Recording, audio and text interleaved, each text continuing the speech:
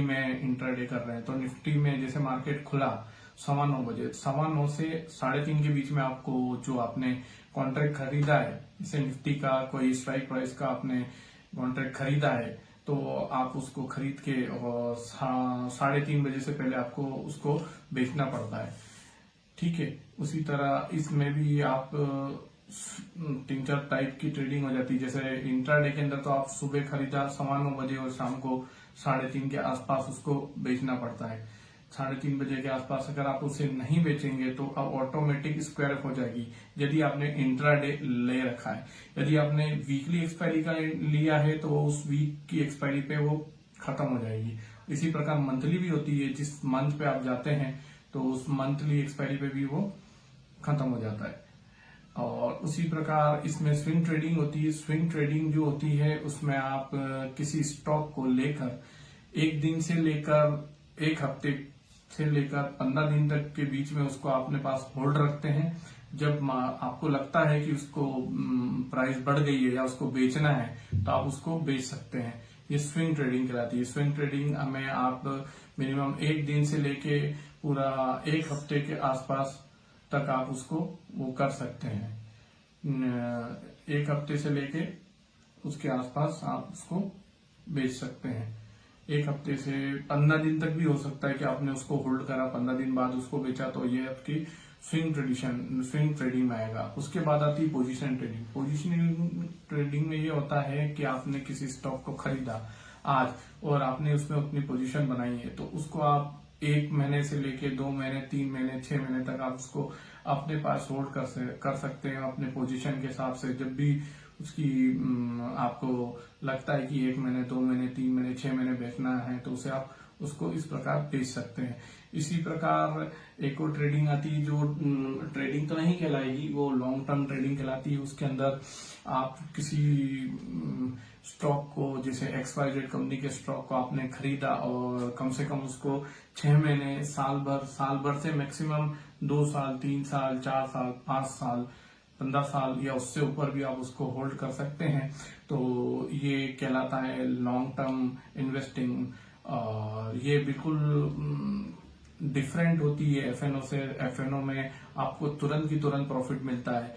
उसमें एफएनओ में बहुत रिस्क भी है कि आपने खरीदा और शाम तक अगर आपके ने जो प्रिडिक्ट करा है अगर उस तक मार्केट नहीं जाता है, या आपने प्रिडिक्ट किया है कि आज मार्केट बढ़ेगा और आपने कॉल बाय कर रखी और यदि मार्केट नहीं बढ़ता है तो उसमें आपको लॉस हो जाता है। जबकि लॉन्ग टर्म इन्वेस्टिंग में तो हमेशा प्रॉफिट के ही चांस रहते हैं, क्योंकि लंबे समय में आपको वो पर्टिकुलर शेयर जो है वो आपको प्रॉफिट ही देगा। ये बात जरूर होनी चाहिए कि वो शेयर जो है वो पेनी शेयर नहीं होना चाहिए। जरूरी नहीं कि हर पेनी शेयर प्रॉफिट दे आपको। फिर उसके बाद ट्रेडिंग की जो रिस्क होती है, रिस्क में आप कह सकते हैं कि उसमें आपका ये हो सकता है कि मार्केट की जो रिस्क रहती है, मार्केट की जो प्रिडिक्शन होती है वो आपको नहीं मालूम होता है पहले से मार्केट बढ़ेगा घटेगा। तो उसमें ट्रेडिंग की एक ये रिस्क है कि आपको मालूम नहीं होता है कि मार्केट कब बढ़ेगा कब घटेगा। यही आप एक प्रेडिक्शन करते हैं, एक अनुमान लगाते हैं कि हाँ भैया ये बढ़ेगा घटेगा। उसके बाद एक और रिस्क आपके साथ रहती है इमोशनल। आप इमोशनली हो जाते हैं उसके अंदर। जैसे कि प्रॉफिट में होते हैं तो आपको ग्रीड आने लग जाता है कि मैं और प्रॉफिट में आऊं, और प्रॉफिट में आऊं, और प्रॉफिट में आऊं। और उसके अलावा फियर भी होता है। यदि आप नुकसान में जा रहे हो तो आपको लगेगा कि अरे मेरा प्रॉफिट नुकसान में जा रहा हूं। तो उसका फियर और ग्रीड का भी, इमोशन का बहुत ज्यादा इसमें वर्क करता है। और उसके अलावा लैक ऑफ नॉलेज, बहुत सारे लोगों को इसका कुछ नॉलेज नहीं होता है तो उससे भी दिक्कत आती है बहुत सारी। और मार्केट की भी बहुत रिस्क रहती है कि आप अनुमान नहीं लगा सकते, क्योंकि मेन सारा खेल ही आपका प्रिडिक्शन का होता है। और इसके अलावा बहुत कुछ सीखने की चीजें भी होती है इसमें। आपको चार्ट सीखना पड़ेंगे, कैंडलस्टिक सीखना पड़ेगी, आपको कौन कौन से पैटर्न बन रहे हैं वो सीखना पड़ेगा। और आपको इसमें बहुत इंडिकेटर यूज करना पड़ेंगे कि कौन कौन से इंडिकेटर यूज होते हैं। रिस्क मैनेजमेंट सबसे बड़ा इसमें एक फैक्टर है कि अगर आपको अपनी कैपिटल किसी भी हालत में सेव करनी है, भले ही से लॉस हो या प्रॉफिट हो, पर आपको अपनी जो कैपिटल है उसको हमेशा किसी भी हाल में बचा के रखना है, क्योंकि वही सबसे बड़ा आपका कह सकते हैं कि वही सबसे बड़ी चीज होती है, क्योंकि कैपिटल नहीं होगा तो आप ट्रेड ही नहीं कर पाएंगे। इसलिए आपको अपनी कैपिटल को सेव करना सबसे बड़ी चीज है। इसके लिए आपको रिस्क मैनेजमेंट करना सीखना पड़ेगा। आपको अपना जो प्रॉफिट लॉस है उसके लिए रेशो फिक्स करना पड़ेगा, 1:2, 1:3, 1:4 मैक्सिमम।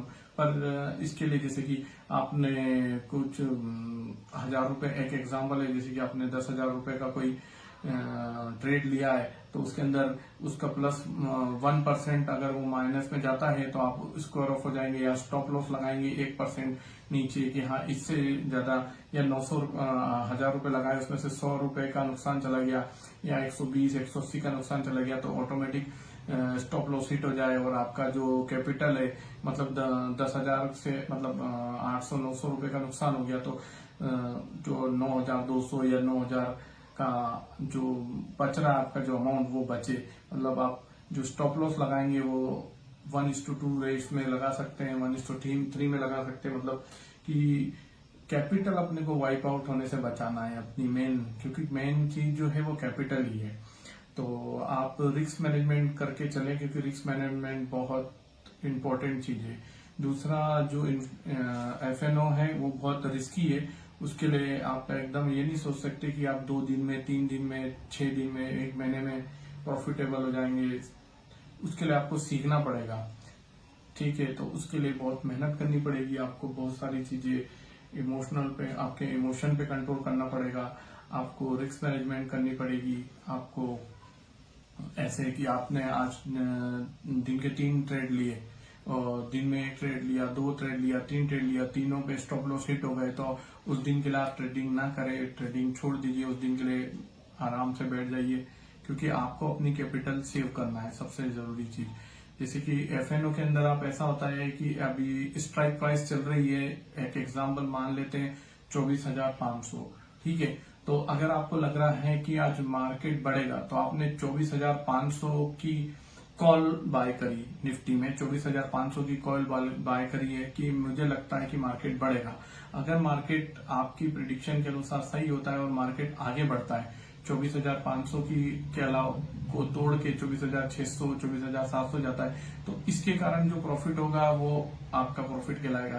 पर यदि आपका प्रिडिक्शन गलत होता है, आपने 24,500 की कॉल ले रखी है और मार्केट 24,450, 24,400, 24,350 तक चले जाता है, तो यह उससे आपको लॉस होगा।